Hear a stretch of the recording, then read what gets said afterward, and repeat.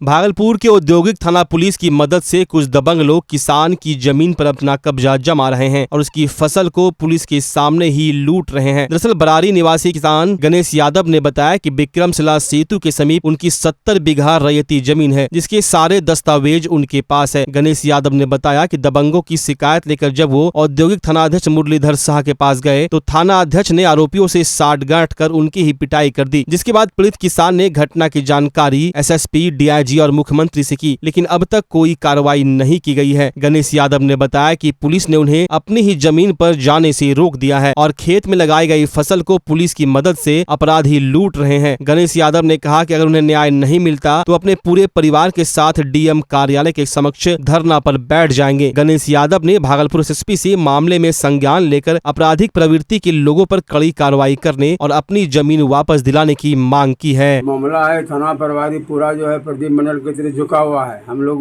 वो लूटता है। हम लोग अगर थाना जाते हैं तो मेरा एप्लीकेशन नहीं लेता है, कहता है जो पैसा देगा 5 लाख उसी का फसल होगा। इसीलिए हजूर प्रदीप मंडल पूरा जो है थाना प्रभारी इस पर झुका हुआ है और वह जो है पैसा मांगता है। हम लोग गरीब जब फसल लगाएं तो पैसा हम लोग कहाँ से देंगे? हम लोग हजूर खुद जो है घर बंधक धकर करके जो है जमीन फसल लगवाएं और ये जो है प्रदीप मंडल जो है दरगाह के संरक्षण में रह करके पूरा फसल को एकदम काट लिया। जो कि मुखिया जी भी गए, मुखिया जी भी देखा कि जो फसल का फोटो लिया उसका भी सब फसल काट लिया। इतना बरियारी कि इसका कोई हद नहीं है। इसमें 3-4 को बदमाश से मिला जुला रहा ये लोग बदमाश मिल करके हम लोग को जो है परेशान किया जा रहा है किसान को, और मार भी हम लोग को मार। वहाँ जाने के बाद में कहा कि मारा हम लोग को 3-4 आदमी को और कहा कि यहाँ से भागो, यहाँ प्रशासन है, तुम क्या करोगे, फसल का सारा रिस्क हम लेंगे। इसीलिए जो हम लोग खेत पर भी जाना बंद कर दिया और हमारा सारा फसल लुटा गया। प्रदीप मंडल एक जो बहुत बड़ा गैंगस्टर है जी, बरारी का इसका बाप भी गैंगस्टर था और इसके बाद बाप मरने के बाद ये गैंगस्टर हाथ में लिया। 4-5 गांव का बदमाश ला करके राघोपुर, इधर आपका जगतपुर और इंग्लिश 3-4 गांव का बदमाश ला करके भैंस ले करके जमे हुआ है और सब फसल वही लोग लूट रहा है। भैंसवार है नहीं, बल्कि भैंसवार के नाम से वो लोग सब सारा बदमाश है। कई बार पुलिस लपेटा भी, लेकिन फिर भी जो है उसको मानता नहीं है। तो प्रदीप मंडल का जमीन नहीं है? तो प्रदीप मंडल का जमीन है, हम लोग से बहुत दूर है, लेकिन वो जो जहाँ पर है, जहाँ पर भैंस रहा, जहाँ पर लूटा, वो जमीन प्रदीप मंडल का नहीं है।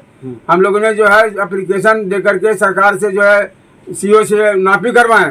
एक बार ने पहले प्राइवेट अमीन से किए और सरकारी अमीन से भी करवाए, लेकिन ये वैल्यू नहीं देता है। हम लोग बुनते हैं और वो जैसे अभी नापी हुआ उसका किला खुटा सब उखा करके फेंक दिया।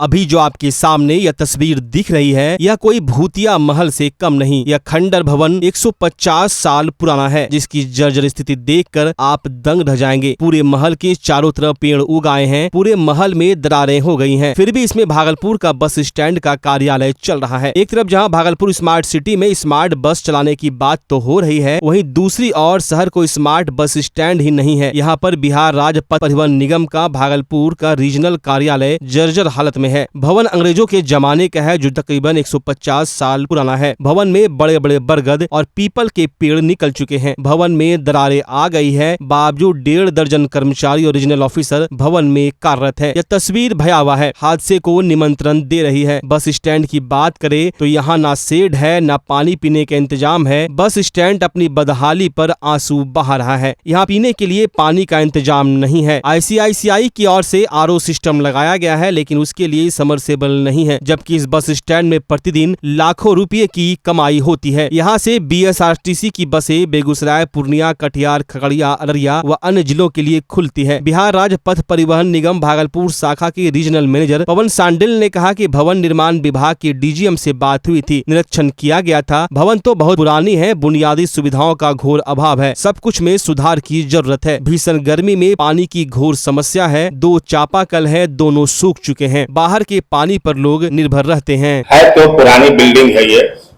सैकड़ों वर्ष पुराना बिल्डिंग है। बुनियादी सुविधाओं का भी घोर अभाव है। हम लोग स्थानीय स्तर पे प्रयास करते हैं कि यात्रियों को मैक्सिमम सुविधा मिले। भवन काफी जर्जर है, इस संबंध में हमने विभाग को भी पत्र लिखा है और भवन निगम के अधिकारी लोग यहाँ पे आए थे, स्थल निरीक्षण किए हैं, प्राक्कलन बना के विभाग को भेजा गया है। यथाशीघ्र भवन जर्जर भवन को डिमोलिश करके फ्रेश नया भवन बनाया जाएगा। चूँकि यहाँ पे 120 बसें आ रही है, इसमें इलेक्ट्रिक सीएनजी और डीजल बसें हैं, तो 120 बसों को संचालन करने के लिए संसाधन की भी अब परम आवश्यकता होगी। यात्रियों को बैठने के लिए यात्री सीट होना चाहिए, वॉशिंग मशीन होनी चाहिए, वर्कशॉप होनी चाहिए, तभी 120 बसों का सुचारू रूप से संचालन किया जा सकता है। ये सारी प्रक्रियाधीन है यहाँ पे। पानी को लेकर भी बात हो रही हाँ, पानी देखिए अभी भीषण गर्मी है, पानी की घोर समस्या है। 2 चापाकल है वो भी खराब हो गया है। हम लोग फुल्ली तरह डिपेंडेंट हैं सप्लाई पे, तो बोरिंग के लिए भी हम लोग प्रयास किए हैं। जिला प्रशासन से भी आग्रह किए हैं कि ये यहाँ पे एक सबमर्सिबल बोरिंग बनाया जाए। भागलपुर के मधुसूदनपुर थाना क्षेत्र के गनौरा बादलपुर गांव में मोटरसाइकिल चोरी विवाद में जमकर मारपीट हो गई, जिसमें दोनों पक्ष से तलवार और लाठी डंडे चले। दोनों पक्षों के 6 लोग इस घटना में जख्मी हुए हैं। पुलिस ने सभी घायलों को इलाज के लिए रेफरल अस्पताल में भर्ती कराया है, जिसमें गंभीर रूप से जख्मी कुछ लोगों को मायागंज अस्पताल रेफर कर दिया गया। थाने में भी एक पक्ष के द्वारा आवेदन दिया गया है। मारपीट सर, हम घर में थे, हल्ला हो रहा था, हम गए अंदर। हम अंदर बाहर गए हैं तो हम देखे अब झगड़ा हो रहा है। इसको सब लोग सब भाई मिल के एकदम पूरा गाली गलौज दे रहा था। कौन कौन घायल है? घायल कौन कौन है? घायल है वो दोनों भाई, हमको भी मारा है चुत्तर में, जो हम फुला दिया है 5 भाई डंडा लेके। कौन मारा आपको? मारा है वही सब वीरेंद्र मंडल, बीरू मंडल, बिरजू मंडल और राजू मंडल। वहाँ से हमको फ़ोन करके बुलाया कि भैया गाड़ी चोरी हो गया से थाना पर से केस करे के लिए। तो सब भाई बैठ के गप कर रहे हैं। ये बात मेरे मुंह से निकला है, गांजा बेचता है तो उसी में से कोई चोर होगा जो गाड़ी चोरा के गया। ठीक। तो भूतनाथ चौक पे जिसका घर है उसको गुस्सा लगा, मेरे बगल में कैसे अचानक पीछे से आया तलवार लेके। आपको तलवार से मारा है? हाँ, तलवार से। विवाद बस किसी बात का नहीं है। हमको जैसा तक लग रहा है कि मेरे बड़े भाई वीरेंद्र कुमार बीरू, वो एक बार शायद गांजा के सिलसिला में वो केस किए थे, पकड़वाए थे, वो जेल से छूट के आया है। वो मेरे भाई पे ही तलवार से अटैक करने के लिए कोशिश किया। वो मेरे बगल में मेरा भाई बैठा था, हम उसको हाथ से बचाए हैं। क्या चीज़ से विवाद शुरू हुआ था? मतलब गाड़ी चोरी हुआ है। आपका गाड़ी चोरी हुआ था? हमको तो तलवार से मार रहे थे भैया, तो हम बचने गए, हमको भी मार दिया। आपको ही मार दिया? तो हम दुकान पर से जा रहे थे घर। वो जैसे काली स्थान पहुँचे ना, तो ये लोग सब भाई वहाँ पर था। और जो है कि जैसे हम इधर से गए तैसे नाम पकड़ के गाली देने लगा। वही हम ये लोग ना, वो वीरेंद्र मंडल, धीरू मंडल, वो 5-6 भाई था और सब मिलके पहले से तैयार था। अगर आप अपने बच्चों की हकलाहट, तुतलाहट या मूक बधिरता को लेकर चिंतित हैं या बढ़ती उम्र के साथ बहरेपन की समस्या से परेशान, तो चिंता छोड़िए, क्योंकि अब भागलपुर में आ गया है इन सब का समाधान। Nirala speech and hearing clinic.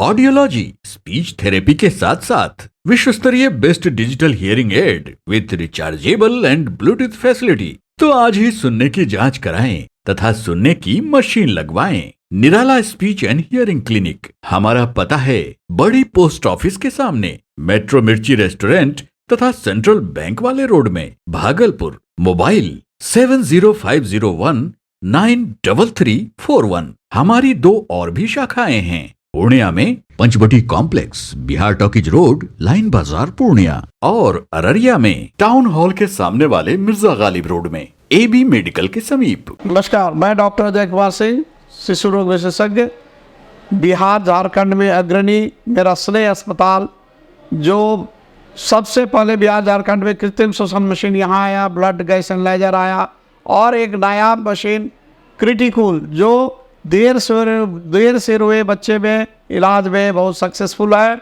और वह विकलांगता से बचाता है और बचने की संभावना बढ़ती है। वो मशीन जो देर से रोया बच्चा है उसमें 3 डिग्री कम टेम्परेचर पर रखा जाता है और 3 दिन के लिए रखा जाता है, लेकिन वो 6 घंटे के अंदर उसको उसमें रखना पड़ता है। तो आप इसका लाभ उठाएं।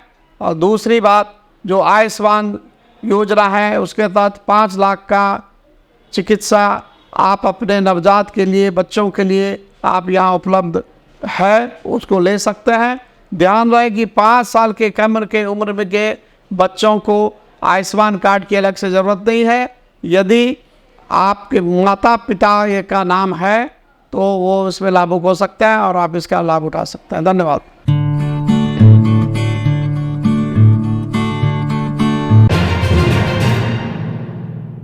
पूर्वी बिहार के लोगों का बरसों का इंतजार खत्म होने वाला है। केंद्र सरकार भागलपुर वासियों को बड़ी सौगात देने जा रही है। दरअसल भागलपुर के बरारी में 200 करोड़ की लागत से बने 7 मंजिला सुपर स्पेशलिटी हॉस्पिटल के उद्घाटन की तारीख तय हो गई है। जुलाई माह के अंतिम सप्ताह तक सुपर स्पेशलिटी अस्पताल में ओपीडी सेवा प्रारंभ कर दी जाएगी। बता दें कि 200 करोड़ की लागत से बने इस अस्पताल में 200 बेड है, जिसमें 7 विभाग neuro surgery, cardiology, nephrology, urology के साथ प्लास्टिक सर्जरी की सुविधा लोगों को मिलेगी। इस अस्पताल के शुरू हो जाने से भागलपुर ही नहीं बल्कि झारखंड और बंगाल से इलाज करने के लिए भागलपुर आने वाले लोगों को इसका सीधा लाभ मिलेगा। वहीं पूर्वी बिहार का सबसे बड़ा अस्पताल मायागंज में मरीजों का दबाव भी कम होगा। माननीय मंत्री महोदय के साथ 12 जून को समीक्षात्मक बैठक हुई, जिसमें ये निर्णय लिया गया कि उद्घाटन करा देना है जुलाई के दूसरे पखवाड़ा में। अभी वस्तु स्थिति क्या है, तो इसमें बिल्डिंग करीब करीब बन चुका है। इसमें बिजली, पानी, AC, generator, gas pipeline, OT और जिन अन्य चीज का टेस्ट कर लिया गया है जो फंक्शनिंग है। 1 महीना जो टाइम दिया गया है उसके अंतर्गत हम लोग को देखना है कि कितने लोग ज्वाइन कर रहे हैं। जब ये लोग ज्वाइन कर लेंगे तो हाइट्स को करीब 92 उपकरण देना था, जिसमें से 50 उपकरण का वो सप्लाई कर चुका है, लेकिन इंस्टॉल्ड इसलिए नहीं हुआ कि इंस्टॉल कराने वाले एक्सपर्ट लोग नहीं थे। तो जब ये लोग ज्वाइन कर लेंगे तो ये लोग अपने अपने विभाग के अति सेंसिटिव जो इंस्ट्रूमेंट होगा उसका अपनी देख रेख में इंस्टॉलेशन कराएंगे और सर्टिफिकेट देंगे। स्टाफ वगैरह की जो बात होगी लोकल लेवल से, वो लोकल लेवल से यहाँ से किया जाएगा, और जो सचिवालय मुख्यालय के लेवल से आना है उन लोगों की भी पोस्टिंग निकट भविष्य में होने की संभावना है। तो उन लोगों के आते ही इसको यथाशीघ्र हम लोग कोशिश करेंगे कि हम लोग चालू कराएं। बांका जेल में कैदी विशेश्वर मोदी की तबीयत बिगड़ने के बाद भागलपुर के मायागंज अस्पताल में भर्ती कराया गया, जहां इलाज के दौरान उनकी मौत हो गई। मृतक कैदी बांका चांदन क्षेत्र के हरदिया पररिया गांव का रहने वाला था। नक्सली के साथ काम करने के आरोप में बांका जेल में कई वर्षों से बंद था। मृतक कैदी के परिजनों का आरोप है कि बांका जेल प्रशासन की ओर से तबीयत बिगड़ने की जानकारी नहीं दी गई। मौत के 1 दिन बाद जानकारी दी गई। डेड बॉडी को अस्पताल के बाहर छोड़ दिया गया था। से पहले पकड़ाया था, थोड़ा इसका दिमाग छिड़ था, तो इलाज कराने के दौरान में इलेक्शन से पहले इसको जैसे पकड़ के अंदर कर दिया। इसके बाद कुछ दिन पहले हम लोग भेंट भी किए थे, तभी स्थिति सही था। लेकिन माँ से आने के बाद कल हमको आज सुबह पता चला कि आपका पिताजी का एक्सपायर हो गया। तो हम लोग बांका आया, बांका से यहाँ भेजा कि वहाँ पे आपका पिताजी आया। यहाँ पता चल रहा है कल एक्सपायर हुआ, बाहर में डेड बॉडी फेंक दिया लवारिस का तरफ गेट के पास। हाँ, आज हुआ 9 बजे।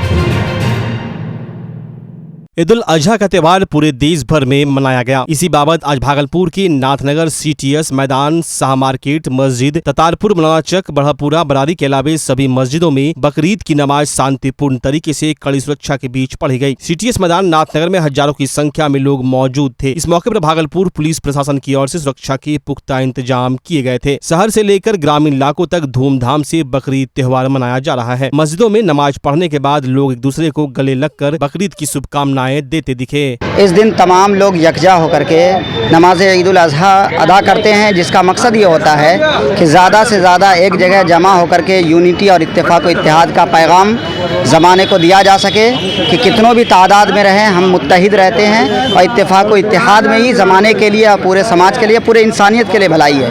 कोई भी काम हम अगर मिलजुल के करते हैं तो उसमें हम आगे बढ़ते हैं। ना इत्तेफाकी से हमारे किसी भी काम के हम नहीं रहते। यही मकसद आज के इस नमाज का होता है। कुर्बानी हर साल मनाया जाता है इब्राहिम अलैहिस्सलाम और इस्माइल अलैहिस्सलाम की याद में। ये क़यामत तक मनाया जाता रहेगा। इब्राहिम अलैहिस्सलाम ने लगातार 3 रात ख्वाब देखा कि मैं अपने बेटे को ज़बह कर रहा हूँ।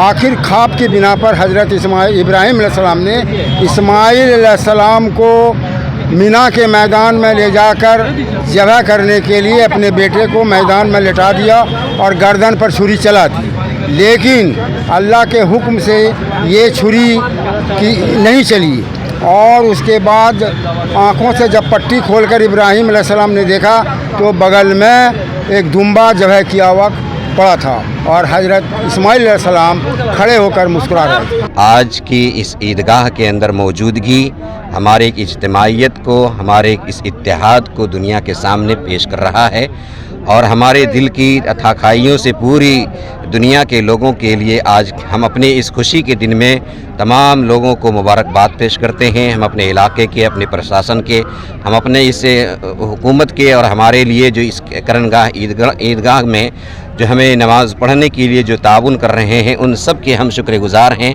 और उन सब को मुबारकबाद देते हैं।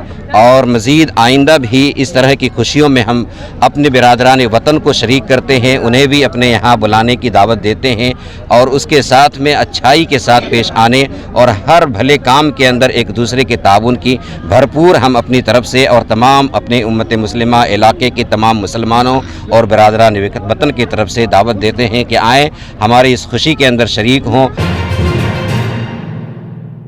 बांका जिला के संग्रामपुर में पुरानी रंजिश को लेकर गोलीबारी की घटना सामने आ रही है, जिसमें गोली लगने से राकेश यादव घायल हो गया है। घटना के बाबत घायल राकेश यादव ने बताया कि बुधन यादव से हम लोगों को किसी बात को लेकर पुरानी दुश्मनी चल रही थी। इसी बीच 15 जून को हम बाहर गए थे और कल जब वापस घर आए तो बुधन यादव, उसका पुत्र सुदामा यादव और सुदामा यादव का साला घर में आकर गाली गलौज करने लगा और घर से बाहर निकलने के लिए बोला। जब हम लोग इसका विरोध किए तो सुदामा यादव ने पहले लाठी डंडा से पीटना शुरू कर दिया। उसके बाद फिर सुदामा यादव ने अपने कमर से हथियार निकाला और अपने साले के हाथ में दे दिया। इसके बाद सुदामा यादव के साले ने मेरे ऊपर गोली चला दी। इसके बाद हम लोगों ने इसकी सूचना स्थानीय थाना को दी। सूचना के बाद स्थानीय थाना की पुलिस पहुंची और हमें मायागंज अस्पताल इलाज के लिए लाया गया, जहां अभी इलाज जारी है। इस बीच पुलिस पूरे मामले की जाँच कर रही है। पहले से कुछ झमेला चल रहा था। सुदामा और उसका बाप बुधन यादव दोनों मिल करके सुबह सुबह गाली गलौज करते हुए घर से बाहर निकलने बोला। मैं निकला और उन्होंने डंडा चलाया। डंडा चलाने के बावजूद मैं भी डंडा अपना निकालने की कोशिश किया, जब तक उसका साला मेरे ऊपर गोली चला दिया। गोली चलाने के बाद मैं गिर गया। गिर जाने के बाद हमको गोली लगा नहीं, फिर उठ के भागने के चक्कर में फिर गोली चला दिया। इसमें हमरा लग गया। गोली मारने वाला कौन था? गोली मारने वाला था सुदामा यादव के हाथ में गोली था और उसका साला छीन करके मेरे ऊपर चला दिया।